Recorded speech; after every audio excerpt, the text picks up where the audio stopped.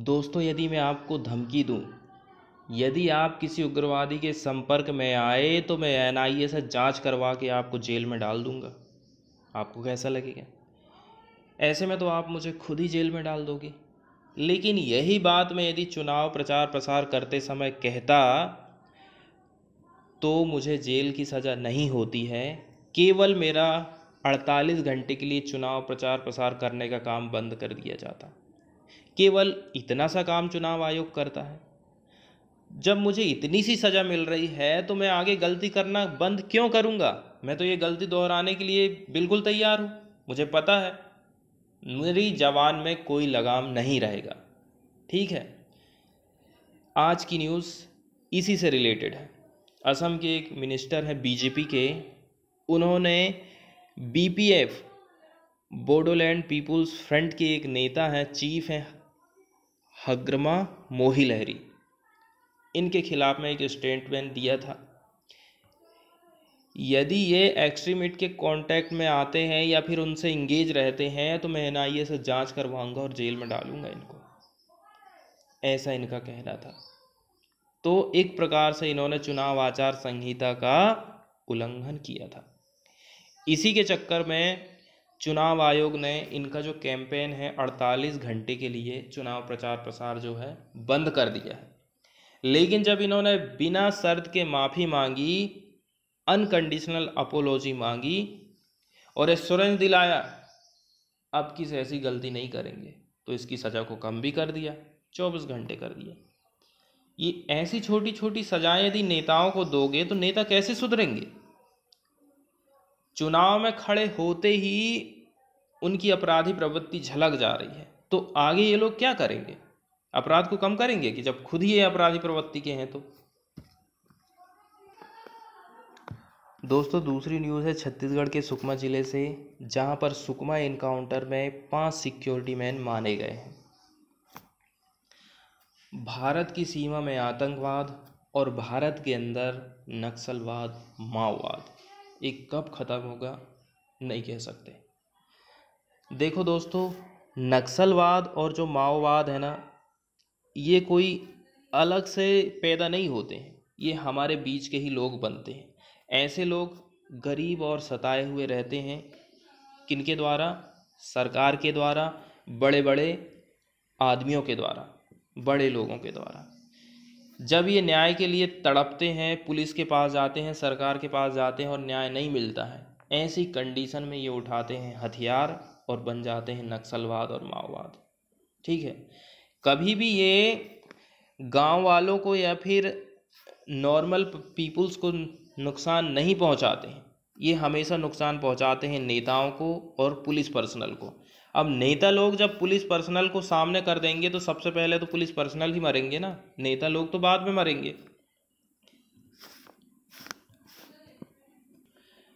खैर, ये सब बातें जाने दो।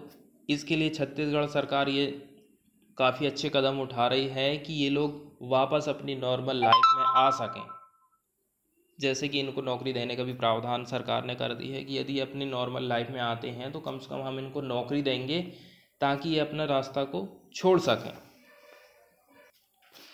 इसके बाद वाली जो खबर है महिलाओं पर होने वाले अत्याचार से रिलेटेड है कि बच्चियों का किस प्रकार से हमारे देश में यौन शोषण होता है, उनके खिलाफ यौन हिंसा होती है।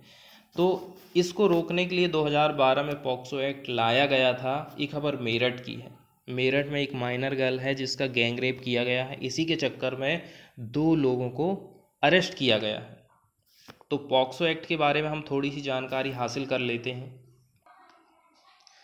दोस्तों, पॉक्सो एक्ट लाया गया था 2012 में और ये लागू हुआ था 14 नवंबर 2012 को।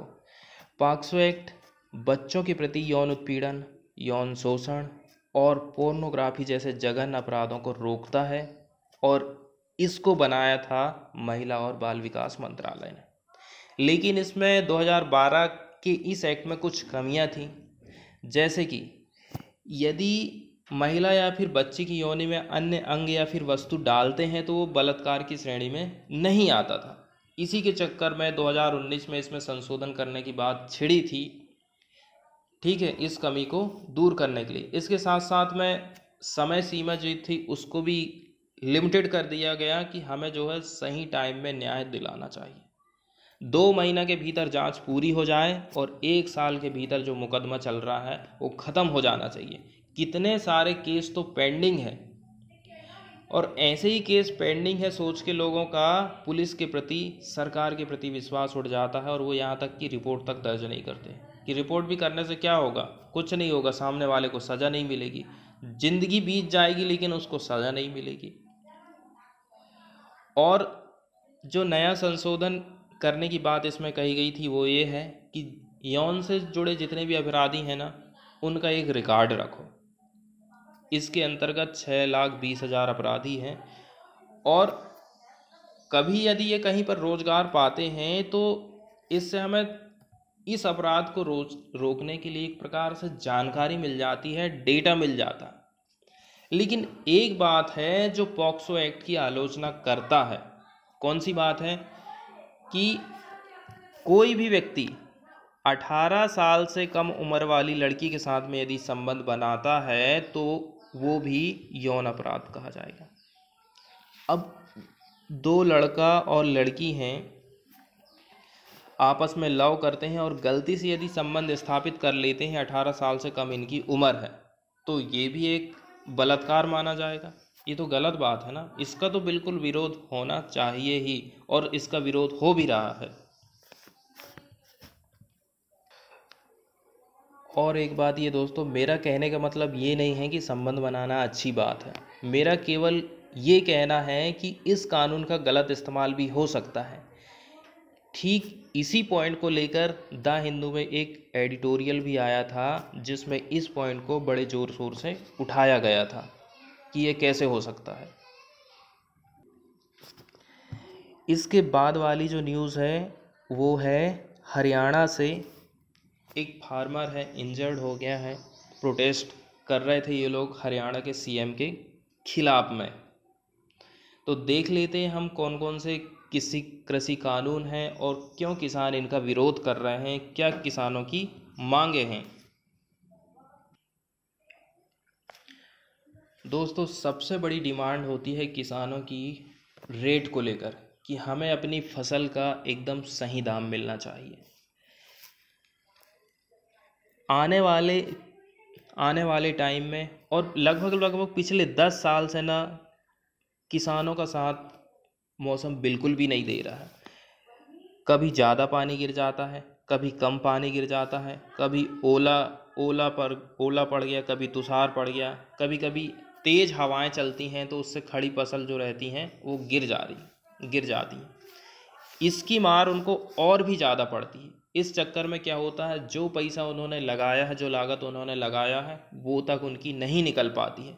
इसलिए सबसे पहली डिमांड है उनकी पैसा को लेकर, फसल की कीमत को लेकर। तो सबसे पहली बात किसान कहते हैं एमएसपी पर एक कानून बना दो। किस टाइप का कानून बनाओ?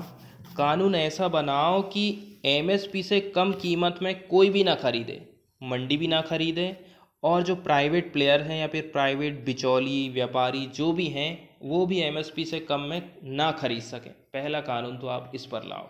लेकिन सरकार ऐसा नहीं कर सकती। क्यों नहीं कर सकती? ये जो प्राइवेट प्लेयर या फिर व्यापारी रहते हैं ना, किसानों से फसल खरीदते हैं कम कीमत पर। जैसे गेहूं खरीद लिए इन्होंने 1400 रुपया क्विंटल के हिसाब से, और इसी को ले जाते हैं मंडी में, और मंडी में इसको बेच देते हैं 2000 रुपया क्विंटल या फिर 1800 रुपया क्विंटल। तो एक क्विंटल में 400 से लेकर 600 रुपये की कमाई कर लेते हैं। यदि एमएसपी पर ये भी खरीदेंगे, सरकार भी खरीदेंगी, तो ये प्राइवेट प्लेयर फसल को खरीदेंगे ही क्यों? जब मुझे कोई फ़ायदा ही नहीं होना है तो मैं एमएसपी पर फसल क्या करूँगा खरीद के? जब मुझे मंडी में वही दाम मिलना है तो मैं क्यों खरीदूँगा? दिक्कत यहाँ पर आ जाती है।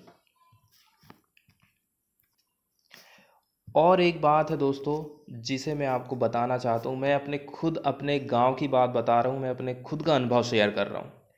देखो, सरकार कहती है कि ज़्यादातर अभी जो फसलें हैं वो मंडी में खरीदी जाती है। ये बिल्कुल गलत है, सरासर गलत है। ये मेरा गांव है, ठीक है, और गांव के बाहर है कम से कम 6-7 किलोमीटर मंडी है, और ये है पूरा कच्चा रास्ता, ठीक है, बारिश में पूरा ब्लॉक हो जाता है। अब जैसे मेरे घर में गेहूं की कटाई हो जाती है, अब मैं हूं छोटा किसान, ठीक है, मेरे घर में गेहूं की कटाई का भी टाइम चल रहा है, गेहूं की कटाई का टाइम आएगा, सबसे पहले मैं हार्वेस्टर से फसल कटवाता हूं। उसको घर लाने के लिए मुझे ट्रैक्टर चाहिए, ठीक है, ट्रैक्टर भी किराए से लेता हूँ, हार्वेस्टर को भी मुझे किराया देना है, ट्रैक्टर वाले को भी किराया देना है, लेकिन अभी मेरे पास तुरंत पैसा नहीं है। तो मैं बोल देता हूँ जैसे ही मेरी फसल कटेगी 1 हफ्ते के अंदर में या 2-4 दिन के अंदर में आपको पैसा दे दूंगा। ट्रैक्टर वाले को भी बोल देता हूँ, हार्वेस्टर वाले को भी बोल देता हूँ, और जो यदि मैं लगा सकता हूँ तो लेबर को भी मैं पैसा देने की बात 1 हफ्ते के बाद करता हूँ, क्योंकि मेरे पास तुरंत में पैसा नहीं रहता है। ये कंडीशन मेरे साथ हमेशा रहती, जब तक मेरे घर में फसल है तब तक मेरे पास पैसा है, फसल बेचूंगा तुरंत पैसा आएगा, फसल नहीं है पैसा नहीं है, ये एकदम क्लियर बात है।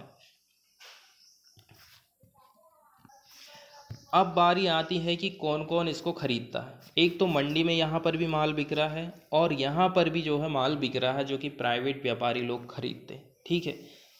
यदि मैं मंडी में बेचता हूँ तो मुझे 1 महीने के बाद पैसा मिलता है, या फिर पेमेंट मिलने में मुझे 1 महीने का टाइम लग जाता है। मुझे यहाँ पर देख रेख भी करनी है, पानी गिरता है तो उससे बचाना है, चूहों से बचाना है, जानवरों से बचाना है, और अनाज चोरी भी हो सकता है, उससे भी मुझे अपनी फसल को बचाना है। कुल मिलाकर मुझे वहाँ निगरानी करते रहना है, और मुझे पैसा मिलेगा 1 महीने के बाद में।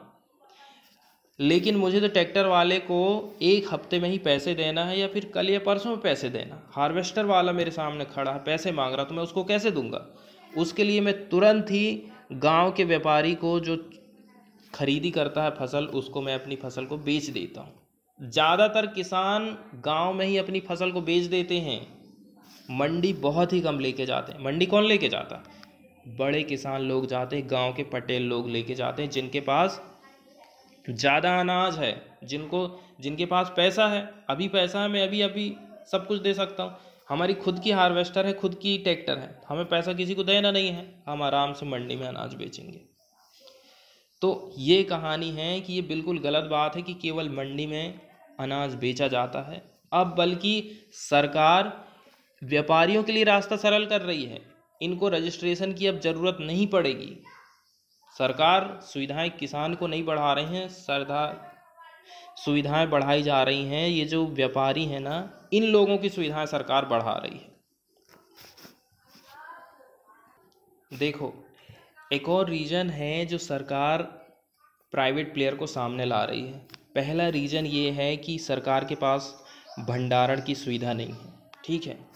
दूसरी बात ये है, सरकार ना बहुत अधिक कीमत पर इसको खरीदती है और बहुत ही कम दाम में उपभोक्ताओं को बेचती है। जैसे कि 2 रुपया किलो, 3 रुपया किलो, इस रेट में सरकार बेचती है ना, तो इसमें तो सरकार को नुकसान होता है। आखिर सरकार इतने सारे अनाज को करेगी क्या? दिक्कत इस बात की है, इसलिए सरकार जो है इस बात को प्राइवेट प्लेयर के ऊपर डालना चाहती है। प्राइवेट प्लेयर को आगे लाने का यही एक रीजन है। देखो, कुछ सुधार करने की बजाय सरकार इस टाइप के कानून लाई है। सरकार को ये चाहिए था कि भंडारण की सुविधा बहुत अच्छी होना चाहिए अनाज की, ठीक है। दूसरी बात, गांव से जो मंडी दूर है उसकी डिस्टेंस को हम कैसे कम कर सकते हैं, हर गांव में मंडी कैसे हो सकती है, ये सुविधा सरकार को रखना था। एक बात और रहती है, मंडी में जो व्यक्ति खरीदी करता है ना, वो कभी कभी फसल में बहुत सारे दोष निकाल देता है। जैसे कचरा है, सूखा नहीं है, गीला है, इसको सुखाओ धूप में तब हम खरीदेंगे, नहीं तो कम रेट में खरीदेंगे। ये सारी बातें हैं, इन सब बातों से हम कैसे निपट सकते हैं? इसको इंश्योर करना था सरकार को, तो उल्टे सरकार ने क्या कर दी है, अपनी जिम्मेदारी प्राइवेट प्लेयर्स के ऊपर डाल दी है। तो पहला कानून यही था, जिसका नाम है कृषि उपज व्यापार और वाणिज्य संवर्धन और सरलीकरण विधेयक 2020। पहला कानून यही था। दूसरा कानून है कॉन्ट्रैक्ट फार्मिंग को लेकर। कॉन्ट्रैक्ट फार्मिंग का किसान क्यों विरोध कर रहे हैं? एक कंपनी है, ये एक कंपनी है और ये एक किसान है। तो कंपनी किसान से उसकी फसल की बुआई के पहले ही एक कॉन्ट्रैक्ट कर लेती है कि मुझे आप आलू की फसल को मेरे लिए उपजाइए, ठीक है। मैं क्वालिटी कंपनी मुझे क्वालिटी बता देती है कि मुझे इस क्वालिटी का आलू चाहिए और रेट भी तय हो जाता है कि ये रेट हम आपको देने वाले हैं। लेकिन बाद में क्या होता है, अब उसे तो उस ग्रेड का आलू चाहिए था, लेकिन मैं यदि उस ग्रेड का आलू नहीं उत्पादित कर सकता हूँ तो फिर होता है मेरे और कंपनी के बीच में विवाद। इसके लिए सरकार ने कहा है कि विवाद हुआ है तो आप एसडीएम के पास जाइए, ठीक है। एसडीएम तो वैसे ही नहीं सुनता है, एसडीएम मतलब भगवान। गांव में एसडीएम का मतलब होता है भगवान। जाति प्रमाण पत्र और निवास बनाने के लिए कितने पापड़ बेलने पड़ते हैं ना, वो मैं ही जानता हूँ। एसडीएम को तो वैसे ही उसकी जान पहचान रहती है ऐसी बड़ी बड़ी कंपनियों से, या फिर कंपनी डायरेक्ट इससे संपर्क कर लेंगी तो फिर हमारा क्या होगा, किसानों का क्या होगा, छोटे छोटे किसानों का क्या होगा। और कुल मिलाकर किसानों को अदालत का दरवाज़ा खटखटाना ही पड़ेगा। लेकिन सरकार ने इसके लिए ना सिविल कोर्ट का प्रावधान नहीं रखा था, कहते थे कि आप एसडीएम के पास जाइए। इसीलिए जो है कॉन्ट्रैक्ट फार्मिंग का किसान विरोध कर रहे हैं। अब हम तीसरे नंबर में बात करते हैं आवश्यक वस्तु संशोधन विधेयक 2020 की। पहले जैसे प्याज हो गया, आलू हो गया, टमाटर हो गया, ये सब वस्तुओं की होर्डिंग को लेकर मतलब इकट्ठा करके रख लेते थे व्यापारी लोग, और बाद में जब अच्छा खासा दाम मिल जाता था ना तब उसको बेचते थे। तो पहले एक सीमा लगा दी गई थी कि आप 20 किलो से ज़्यादा प्याज अपने स्टॉक में नहीं रख सकते, 30 किलो से ज़्यादा टमाटर आप अपने स्टॉक में नहीं रख सकते, एग्जाम्पल के तौर पर। ये एक सीमा थी, इसको सरकार ने हटा दिया। चाहे जितना जब आपको जो है स्टॉक करके रखना हो रखो, हमें कोई दिक्कत नहीं है। केवल युद्ध की परिस्थिति में, और एक और परिस्थिति है जिसको मैं बताता हूँ, आपात स्थिति, ठीक है। युद्ध और आपात स्थिति में बस आपको जो है ये काम नहीं करना, बाकी आप जितना चाहे रखो। देखो, जब भी कोई आदमी होर्डिंग करके रखता है ना तो उस वस्तु की हो जाती है कमी, और कमी ही होने से फिर उसकी जो है डिमांड बढ़ जाती है और फिर बढ़ता है उसका दाम। कुल मिला के सरकार महंगाई बढ़ाने के चक्कर में है, इसलिए किसान इस तीसरे विधेयक का विरोध कर रहे हैं। इसके बाद उनका विरोध है बिजली बिल से रिलेटेड 2020 में एक जो बिल आया है उसका ये विरोध कर रहे हैं। इसका विरोध इसलिए कर रहे हैं कि आने वाले टाइम में ना बिजली वितरण प्रणाली निजीकरण हो जाएगी और हमें जो सब्सिडी मिल रही, जिस दाम पर बिजली मिल रही है वो दाम हमको नहीं मिल पाएगा। और इसके बाद 5वें नंबर पर इनका विरोध है अवशेष जलाना। अवशेष यदि कोई किसान जलाता है तो 5 साल की जेल और 1 करोड़ रुपया तक का जुर्माने का इसमें प्रावधान किया गया है। तो जितने भी किसानों की गिरफ्तारी हुई है इस कानून से, किसान चाहते हैं कि उनकी गिरफ्तारी को वापस लिया जाए। तो इस प्रकार से दोस्तों हमारे फ्रंट पेज की सभी न्यूज़ जो है कवर हो गई हैं। अब हम आगे बढ़ते हैं और देखते हैं नेक्स्ट पेज की तरफ। पेज नंबर 2 पर भी कोई इतनी इम्पोर्टेंट खबर नहीं है दोस्तों, इसलिए हम आगे बढ़ते हैं। इसके बाद पेज नंबर 3 में एक न्यूज़ आई है, homeless face long wait for job. ये न्यूज़ है, इसमें क्या बताया गया है इस चीज़ को हम ज़रूर देखेंगे, ताकि हम यदि कभी मेंस में इस पर लिखने के लिए हमें आ जाता है तो हम इस चीज़ का ज़रूर उल्लेख करें।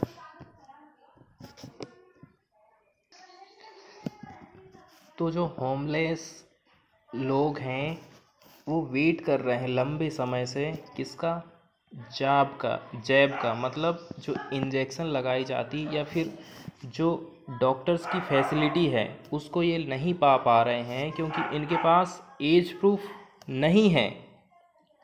इसी के कारण। पहली पिक्चर में एक व्यक्ति को दिखाया गया है जो कि होमलेस है और एक होमलेस शेल्टर है। यहाँ पर एक क्लॉथ वॉशिंग का जो काम करता है राजा गार्डन में, उसकी पिक्चर को यहाँ पर बताया गया है कि इसके पास भी कोई एज का प्रूफ नहीं होने के कारण इसको डॉक्टर्स की फैसिलिटी नहीं मिल पा रही हैं।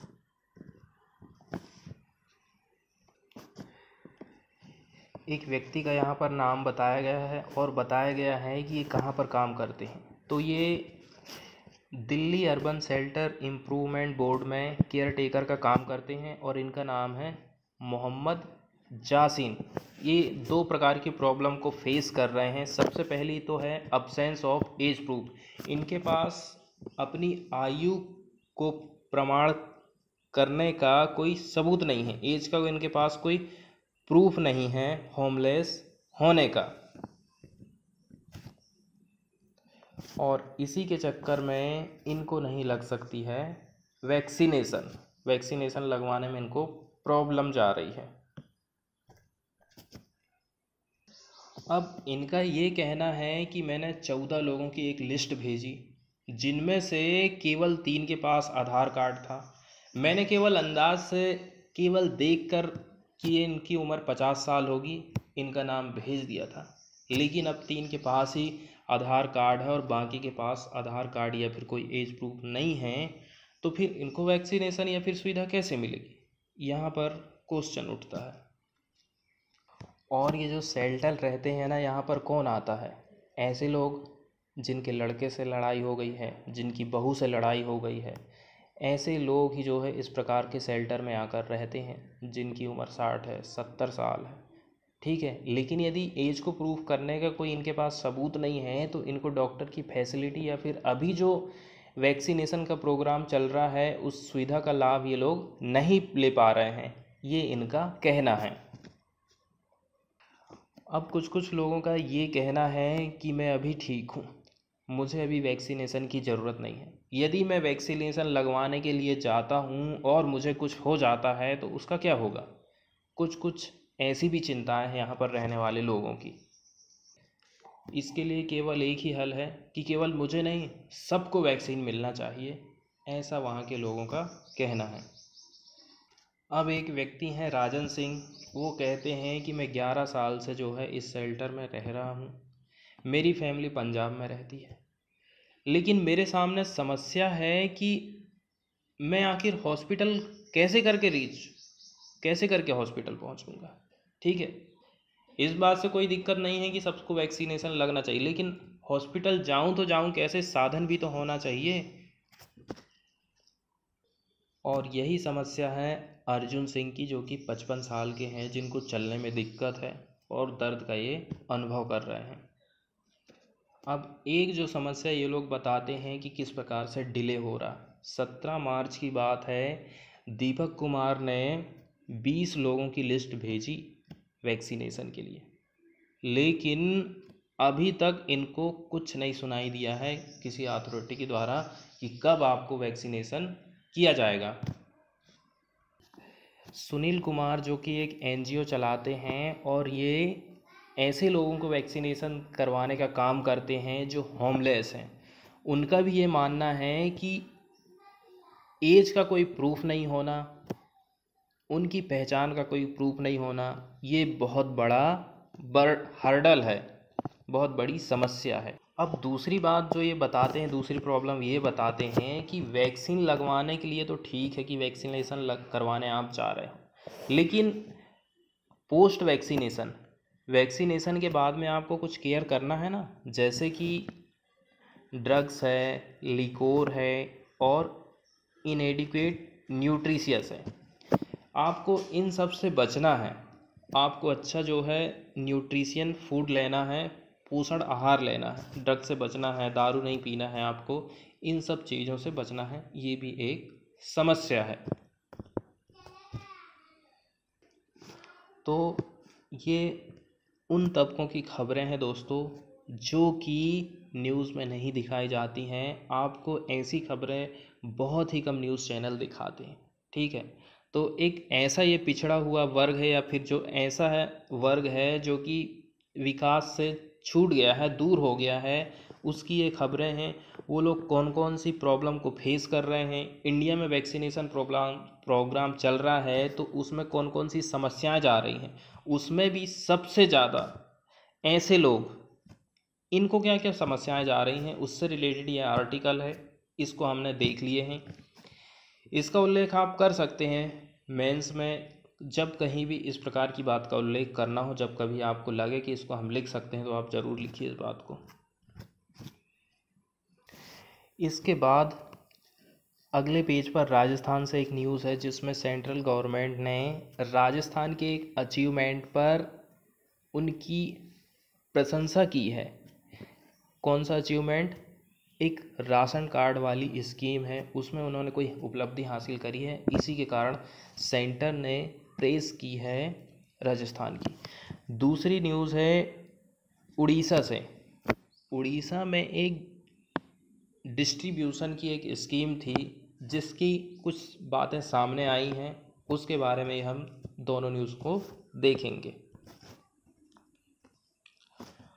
दोस्तों, एक देश और एक राशन कार्ड का मुद्दा पहली बार ज़ोर शोर से उठा था जब लॉकडाउन लगा था और लोग जो माइग्रेंट वर्कर्स हैं अपने घर वापस नहीं जा पा रहे थे। ठीक है, अब इनके पास अपना राशन कार्ड नहीं है, तो ये जहाँ पर काम कर रहे हैं वहाँ से इनको राशन नहीं मिल पा रहा है।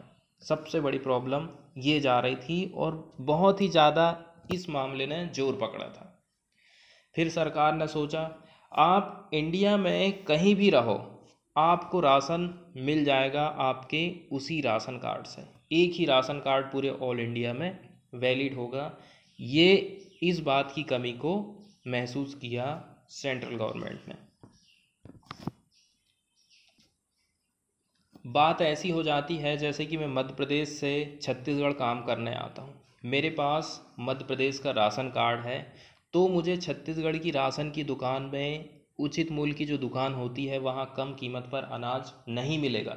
राशन कार्ड है लेकिन वो किसी काम का नहीं है। इसीलिए सरकार ने एक स्कीम लाई, एक देश एक राशन कार्ड योजना। ठीक है, जब राजस्थान ने इसको अपने यहाँ पर लागू किया तो सरकार ने इसकी, केंद्र सरकार ने प्रशंसा की है। ऐसा करने वाला राजस्थान 12वां स्टेट है जो कि माइग्रेंट फैमिली के लिए पीडीएस बेनिफिट को इनेबल करता है। ऐसा वो 12वां राज्य है। दूसरी बात हमको ये ध्यान रखना है कि जो उचित मूल्य पर आपको जो अनाज दिया जाता है वो नेशनल फूड सिक्योरिटी एक्ट के अंतर्गत दिया जाता है, लेकिन इसमें अभी भी दिक्कत ये है कि इनका बायोमेट्रिक ऑथेंटिकेशन किया जा रहा है। ठीक है, बायोमेट्रिक ऑथेंटिकेशन किया जाना भी एक प्रॉब्लम है अभी भी। ठीक है, अब प्रॉब्लम कैसी हो सकती है? हो सकता है कि बायोमेट्रिक मैच ना करें, हो सकता है कि अभी उनकी मशीन ख़राब हो गई है, लाइट की सुविधा नहीं है, और भी ऐसे कई सारे रीज़न हैं जो कि इसमें समस्या खड़ी करते हैं लोगों को अपनी सुविधाएं लेने के लिए। इसके बाद वाली न्यूज़ उड़ीसा से थी, जिसमें कैग ने कुछ लूप होल्स को फिक्स किया है उड़ीसा की ड्रग डिस्ट्रीब्यूशन स्कीम के अंतर्गत, और उस स्कीम का नाम है निर्माया। इस स्कीम में कुछ कमियां आई हैं, कुछ गड़बड़ियां आई हैं, जिसको कैग की रिपोर्ट ने बताया है।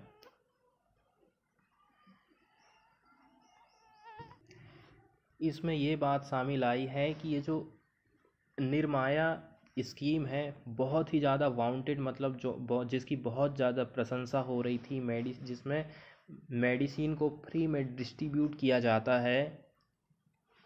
एक कंपनी है उड़ीसा की, Orissa state medical corporation limited, ये एक इसे नोडल एजेंसी बनाया गया है इस योजना को इम्प्लीमेंट करने के लिए छत्तीसगढ़ के स्टेट में।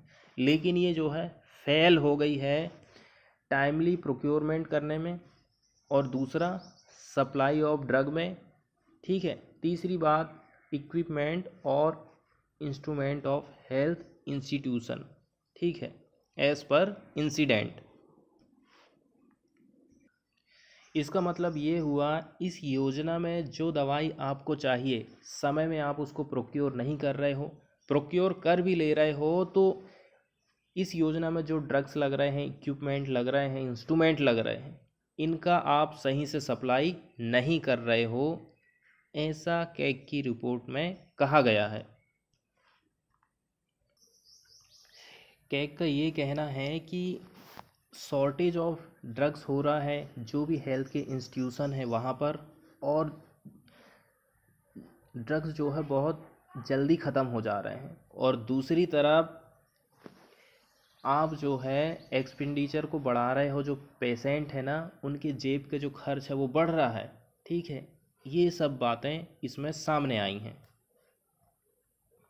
गवर्नमेंट इसमें पूरी तरह से अनसक्सेसफुल रही है प्रोवाइडिंग अनब्रोकन सप्लाई, जो भी आवश्यक ड्रग्स है उसके लिए, किनको, पेशेंट को पब्लिक हॉस्पिटल्स में, सरकारी अस्पताल में जो भी आपने तैयार किया था कि ये आवश्यक ड्रग है, ये हमको पेशेंट को प्रोवाइड करना है सरकारी अस्पताल में, तो उसके लिए जो उड़ीसा की सरकार है पूरी तरह से जो है फेल रही है। और जो बात उड़ीसा की सरकार ने कहा था कि हम जो है पेशेंट को फ्री में ड्रग्स देंगे सरकारी हॉस्पिटल में जब यदि वो ख़रीदते हैं, तो लेकिन ये बात तो जो है उसे पूरी कर ही नहीं पाई है, लोगों को अपनी जेब से पैसे देने पड़ रहे हैं, ऐसा कहना है कैग का। तो दोस्तों, यदि आपको ऑल ओवर इंडिया में स्वास्थ्य से संबंधित जो कमियां हैं उनके बारे में उल्लेख करना हो तो आप इसका एग्जाम्पल ज़रूर लिखिए। इसमें फिर बाद में बताया गया है ये जो योजना है 1 मई 2015 से चालू है, और ये भी बताया गया है, ये नोटिस किया गया कि 349 किस्म की जो ड्रग्स हैं जिनकी कीमत 4.18 करोड़ है वो एक्सपायर्ड हो चुके हैं। और यहाँ पर पीरियड बताया गया है, ये बात कब से कब तक की है, 2017 से 2019 की बात है। और जो एक्सपायर्ड ड्रग है ना वो 39 वेयर हाउस में पड़े हुए हैं, ऐसा कहना है कैग का। तो यहाँ पर स्वास्थ्य सुविधाओं में कमियां हमको नज़र आती हैं। ये केवल स्टेट की बात नहीं है, ये पूरे देश की बात है। इसके बाद वाले पेज में पूरी बातें चुनाव से संबंधित हैं, तो इस पेज को भी हम आगे बढ़ाते हैं। इसके बाद देखते हैं क्या है जो हमें देखना है। इसके बाद वाले पेज में फ्रंट वाले पेज की न्यूज़ों को ही डिस्क्राइब किया गया है और बातें बताई गई हैं। यहाँ पर भी चुनाव से संबंधित बातें ज़्यादा हैं, चुनाव प्रचार प्रसार में जो नेता लगे हुए हैं उनकी ही ज़्यादातर खबरें हैं। इसके बाद हम आगे बढ़ते हैं। इसके बाद अगले पेज से एक खबर है पाकिस्तान की, दूसरी खबर है ताइवान से। पाकिस्तान का कहना है कि अब जो है हम इंडिया से ट्रेड नहीं करेंगे, इंडिया से इंपोर्ट नहीं करेंगे। वहाँ की कैबिनेट ने इस प्रोजेक्ट को रद्द कर दिया है जो कहता था कि इंडिया से कॉटन और शुगर का आयात किया जाएगा। कश्मीर के इशू के चलते पाकिस्तान ने ये स्टेप उठाया। अब वहाँ के प्राइम मिनिस्टर का कहना है यदि आप इंडिया से नहीं इंपोर्ट कर रहे हो तो आपको अपैरल और शुगर के लिए, मतलब क्लोथ और शुगर के लिए कोई अल्टरनेटिव सस्ता सा सोर्स आपको देखना पड़ेगा। और मेन जो मुद्दा है ना वो ये है कि वहाँ के जो फॉरेन मिनिस्टर हैं शाह महमूद कुरैशी, उनका ये कहना है कि जब तक नॉर्मलाइज नहीं हो जाता, दिल्ली सरकार को कश्मीर वाले फैसले को रिवर्स करना पड़ेगा, उसको हटाना पड़ेगा, वापस लेना पड़ेगा, तभी जो है ट्रेड हो सकता है, जो कि इंडिया ने 2019 में किया था। लेकिन इसमें एक बात ये है कि मई 2020 में पाकिस्तान ने बैन को लिफ्ट कर लिया था मेडिसिन और रॉ मटेरियल के आयात इंडिया से करने के मामले में। हमने उड़ीसा में कैग से रिलेटेड एक न्यूज़ पढ़ी थी, किस प्रकार से स्वास्थ्य सुविधाओं में गड़बड़ी आती है। तो थोड़ा सा हम कैग के बारे में जान लेते हैं। इसको हिंदी में भारत का नियंत्रक और महालेखा परीक्षक भी कहा जाता है। इंग्लिश में कहें तो controller and auditor general of India. संविधान की यदि हम बात करें तो अनुच्छेद 148 से लेकर 151 तक इसका उल्लेख किया गया है।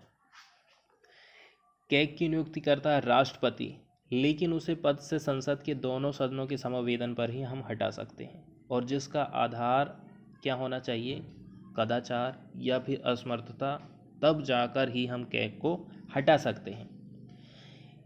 अब ये कितने वर्षों तक रह सकता है, तो इसकी अवधि रहती है 6 साल तक, या फिर ये 65 वर्ष की उम्र तक अपनी ड्यूटी को निभाता है। ठीक है। और एक बात ये है, यदि ये कैग का पद कोई ग्रहण कर लेता है तो फिर भारत सरकार के अधीन इसको कोई पद नहीं लेना चाहिए, कोई दूसरा पद फिर ये नहीं ग्रहण कर सकता सेवानिवृत्ति के पश्चात। और इसके बारे में एक बात कही जाती है कि ये हमारे सार्वजनिक धन का संरक्षक होता है। भारत का हर राज्य प्रत्येक संघ राज्य क्षेत्र की संचित निधि से किए गए सभी व्यय विधि के अधीन ही हुए हैं, मतलब कानून के अधीन ही हुए हैं। ये इस बात की परीक्षा करता है, संपरीक्षा करता है, देख रेख करता है, मतलब सरकारी खर्च जो हो रहे हैं वो सही हो रहे हैं कि नहीं हो रहे हैं, उनमें कोई फ्रॉड तो नहीं हो रहा है, इसकी देख रेख करता है कैग। इसके बाद हम यदि वर्ल्ड वाले पेज पर देखें तो वर्ल्ड वाले पेज में पहली न्यूज़ अमेरिका से है। अमेरिका के राष्ट्रपति जो बाइडेन ने इंटरनेशनल कोर्ट पर जो सैंक्शन लगे हुए थे उनको हटा लिया है। इंटरनेशनल कोर्ट के जो ऑफिशियल थे उन पर डोनाल्ड ट्रंप ने सैंक्शन लगा दिया था, उनको बाइडेन ने लिफ्ट कर दिया है। इसके बाद एक खबर जॉर्डन से है।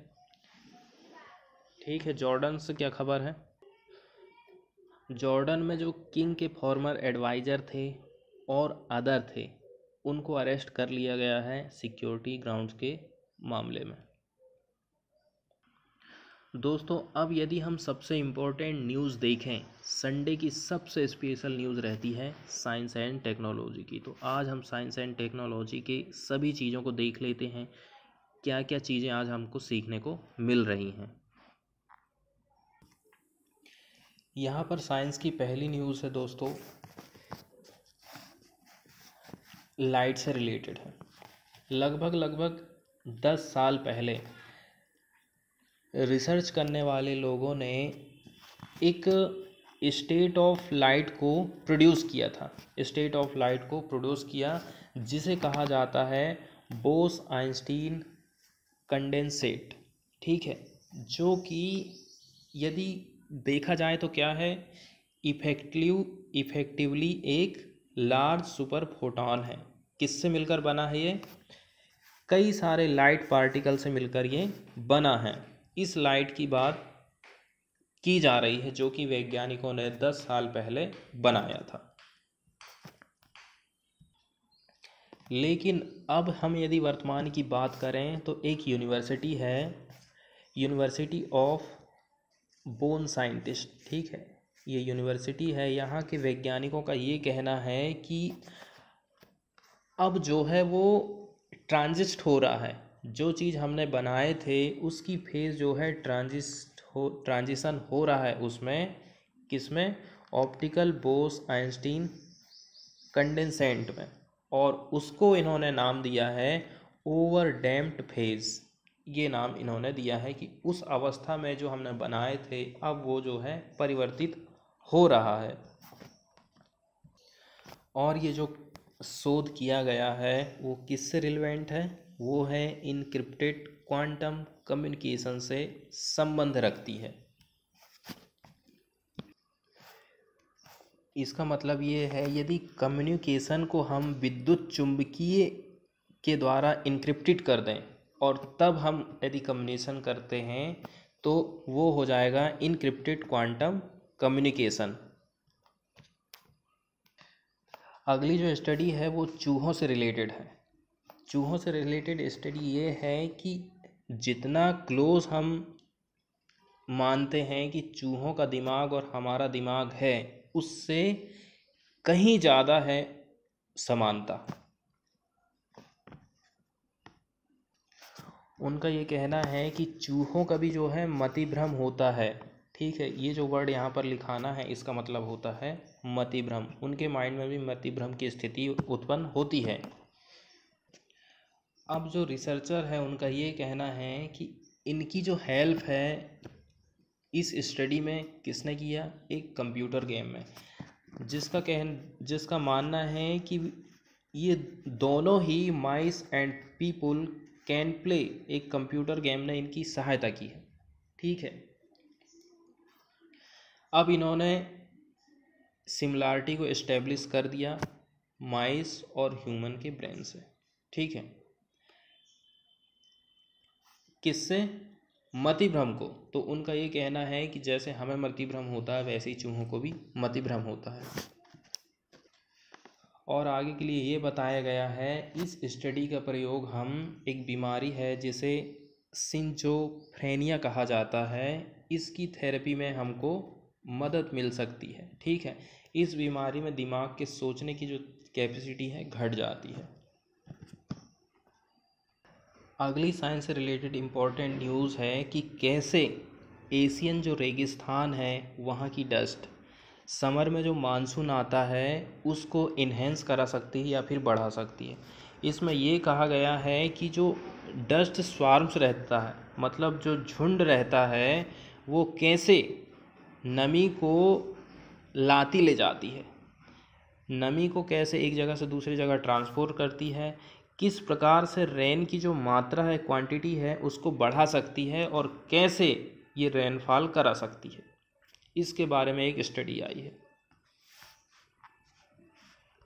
अब इसमें कार्ल सेगन का कहना है धरती को एक स्मॉल स्पेक ऑफ डस्ट के रूप में ये वर्णन करते हैं। स्मॉल स्पेक का मतलब क्या होता है, एक कण के रूप में, छोटे छोटे कण के रूप में सबसे पहले तो ये वर्णन कर रहे हैं। लेकिन यदि हम इसको देखें तो कुछ भी नहीं है, इनसिग्निफिकेंट टीनी पार्टिकल है। लेकिन ये डस्ट में इतनी पावर है कि ये आपके मानसून को इन्फ्लुएंस कर सकती है, हरिकेन्स को प्रभावित कर सकती है, यहाँ तक कि फर्टिलाइज कर सकती है रेन फॉरेस्ट को। और इस स्टडी में यही बात बताई गई है कि आखिर कैसे ये जो डेजर्ट की डस्ट है ना, वेस्ट सेंट्रल और ईस्ट एशिया से आ रही है, वो कैसे इम्पोर्टेंट रोल हमारे इंडियन समर मानसून में प्ले करती है। आगे इसमें ये बताया गया है कि हमारे मानसून की प्रवृत्ति ऐसी है कि मानसून आता है और मानसून फिर से रिवर्स हो जाता है।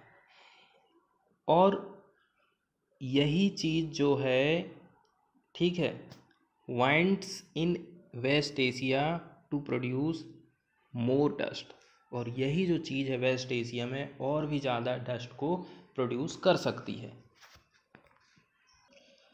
अब आगे इसमें ये बात बताई जाती है, सबसे पहले तेज़ हवाएं जब चलती हैं ना, तो अपने साथ साथ में ये डस्ट को भी ऊपर उठाती हैं। जब डस्ट को ऊपर उठाती हैं तो डस्ट सोलर रेडिएशन को अपने आप में एब्जॉर्ब करती है और धूल गर्म हो जाती है। इससे क्या होगा, जो हमारा वातावरण है वो उसमें हीटिंग उत्पन्न होती है। इसी से जो एयर का प्रेशर रहता है वो चेंज हो जाता है। जब प्रेशर ही चेंज हो जाता है तो हवा का जो सर्कुलेशन पैटर्न था वो भी चेंज हो जाता है, क्योंकि हवा जब गर्म होती है तो वहाँ हो जाता है लो प्रेशर, और हवा हमेशा हाई प्रेशर से लो प्रेशर की ओर चलती है। अब जब उसका सर्कुलेशन पैटर्न चेंज हो गया है तो ये मॉइस्चर को ट्रांसपोर्ट कर सकती है और इंक्रीज कर सकती है वर्षा की मात्रा को, और ये वर्षा करा सकती है। अब इसमें इनका ये कहना है कि सबसे पहले तो मानसून जो है इधर से जब चलेगा तो वेस्ट एशिया में एयर को क्या कर सकता है, ट्रांसपोर्ट कर सकता है, ठीक है। और फिर ये वेस्ट एशिया में जाके यहाँ से फिर से एयर को पिकअप करता है, और जब ये एक प्रकार का लूप बनता है तो उन्होंने रिसर्चर ने इसको पॉजिटिव फीडबैक लूप कहा है। और रिसर्चर ने केवल डस्ट अकेले का रीजन नहीं दिया है, जिसकी हम बात कर रहे हैं मिडल ईस्ट की या फिर वेस्ट एशिया की। इनका कहना है कि ईरान का जो पठार है ना, वो भी कहीं ना कहीं प्रभाव डालता है इंडिया के समर मानसून में। इसमें क्या होता है, हॉट एयर ईरानियन पठार के ऊपर गर्म होती है, इससे वातावरण गर्म होता है, ठीक है, क्योंकि पठार जब गर्म हो रहा है तो उसके चारों ओर आसपास की जो हवा है वो भी गर्म हो जाती है, ठीक है। और इनका मानना है इसी के कारण जो अरब प्रायद्वीप है ना, उसमें एक मजबूती मिलती है डेजर्ट को सर्कुलेशन के लिए, ठीक है। इसी के कारण डेजर्ट मतलब रेगिस्तान में जो सर्कुलेशन सिस्टम बनता है, जो हम पहले ही पढ़ चुके हैं, उसको और भी ज़्यादा मजबूती मिलती है। और इसी के कारण डस्ट का जो इमिशन है मिडिल ईस्ट मतलब वेस्ट एशिया में बढ़ जाता है।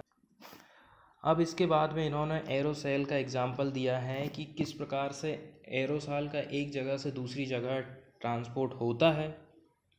देखो, जो डस्ट एरोसॉल है ना, कहाँ की, वेस्ट चाइना।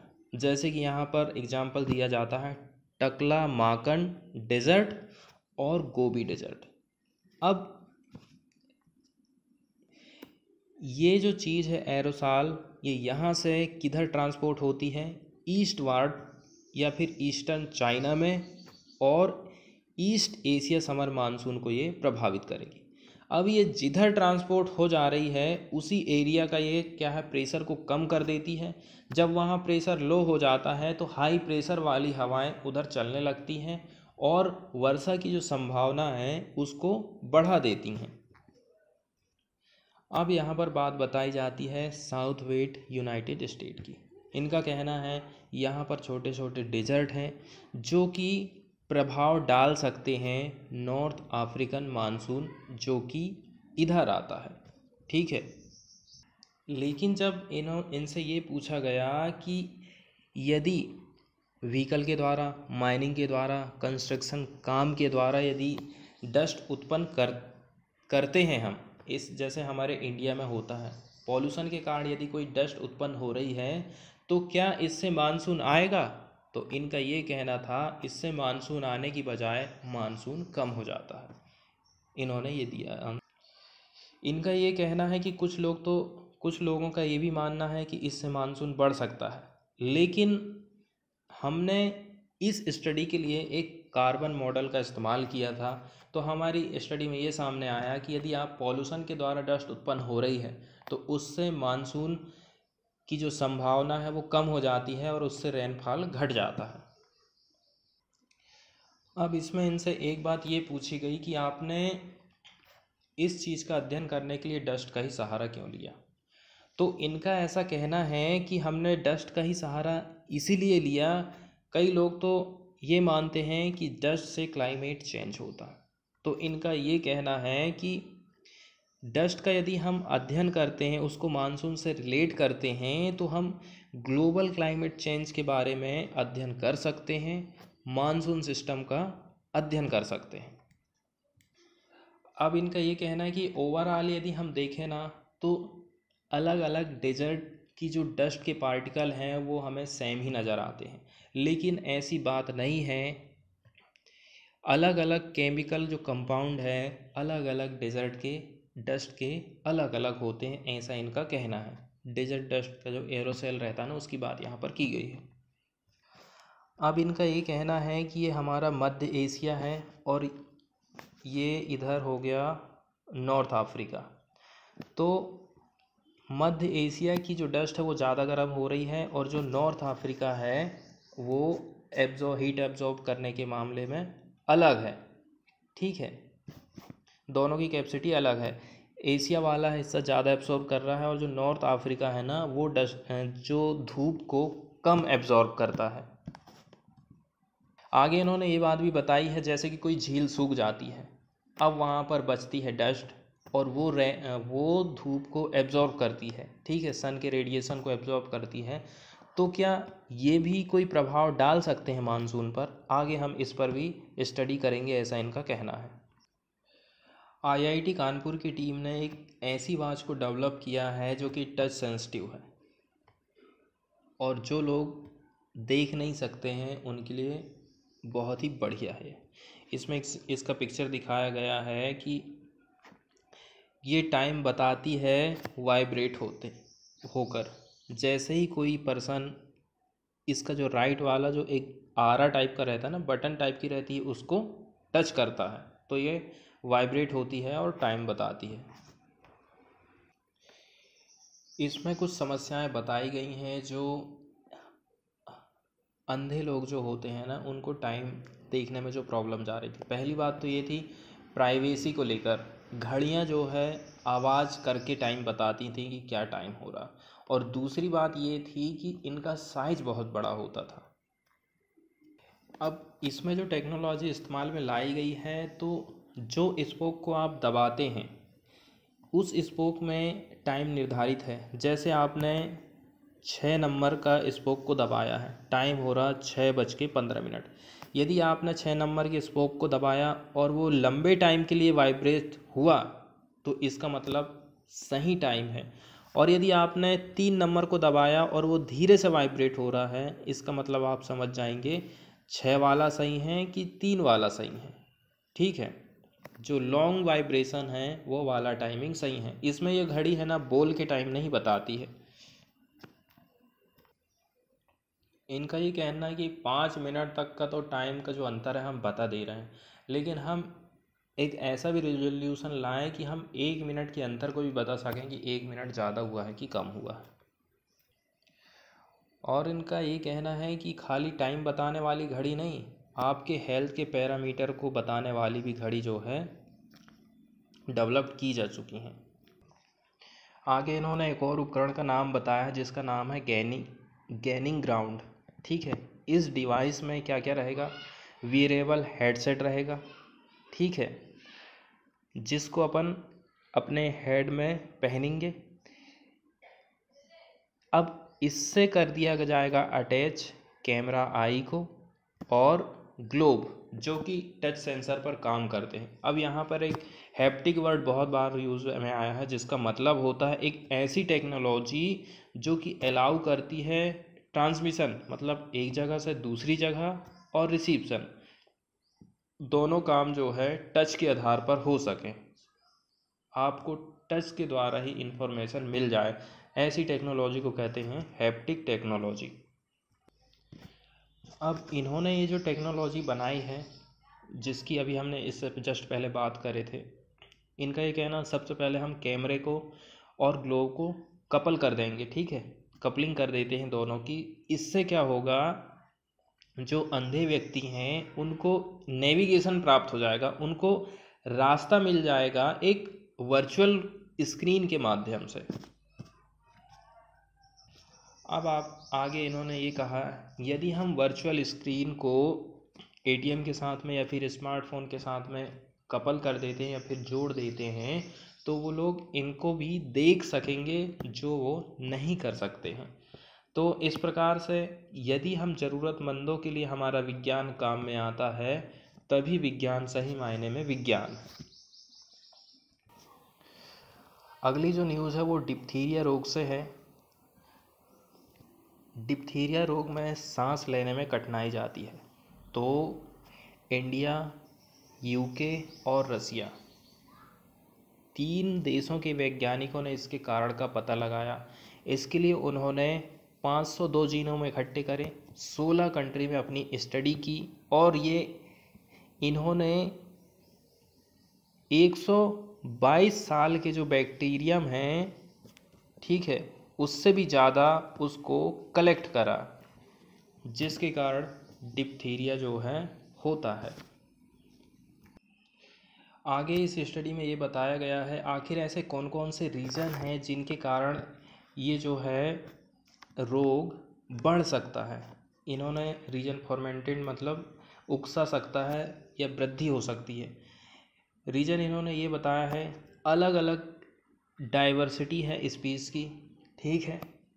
दूसरी बात इन्होंने ये बताया है कि वेरिएंट टॉक्सिन जीन की क्या होना, इमर्ज होके आना, है ना। और इसके बाद इन्होंने एक रीज़न दिया है एंटी माइक्रोबियल यदि रेजिस्टेंस उत्पन्न हो जाता है, इस कारण से भी डिप्थीरिया रोग होने की संभावना बढ़ जाती है। एंटी माइक्रोबियल का मतलब होता है कि जो सूक्ष्म जीव होते हैं उनके प्रति यदि एक्टिव हो जाता है कोई, तो उसको कहा जाता है एंटी माइक्रोबियल। और यदि उसके प्रति रेजिस्टेंस उत्पन्न हो जाए कि वो उसके प्रति एक्टिव ही ना हो, तो उसको एंटी माइक्रोबियल रेजिस्टेंस कहते हैं। आगे इसमें डिप्थीरिया के कुछ कुछ लक्षण बताए गए हैं, जैसे कि इसकी शुरुआत कैसी होती है। एंजीना मतलब होता है छाती में दर्द के साथ में ये शुरुआत होता है। उसके बाद टॉन्सिलिटीज सिम्टम होते हैं इसमें, मतलब जो टॉन्सिल रहती है ना, उसमें जो सूजन आ जाती है उसको कहते हैं टॉन्सिलिटीज। और भी लक्षण हो सकते हैं, जैसे इसमें बताया है यदि शोर मतलब होता है जख्म या फिर घाव हो जाना गले में, और यदि आपको माइल्ड फीवर के लक्षण हैं।